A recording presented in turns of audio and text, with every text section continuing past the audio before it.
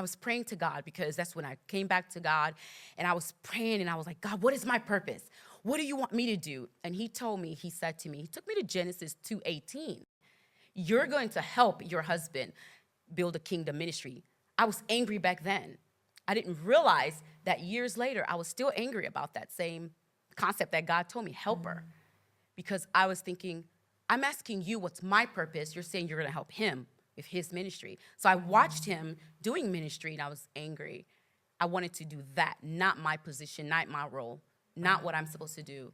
You know? That's indoctrination. Yes. We've been indoctrinated. It was deep and rooted Yes. inside of us. And I know for me too, I saw some things that were hurtful growing up.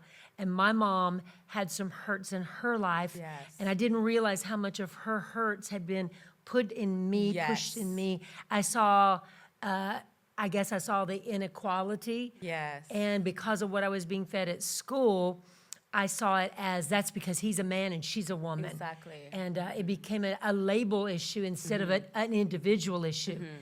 His choices, her choices.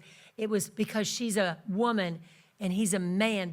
And I internalized that. Yes. And then when you get married, I projected all of that onto my husband. And my husband finally one day, I think I was constantly bouncing things off and testing him to see if he really loved me, if he's really used me, abused me, or whatever, Yes. you know, and he wasn't. He's gentle, kind, long-suffering, patient.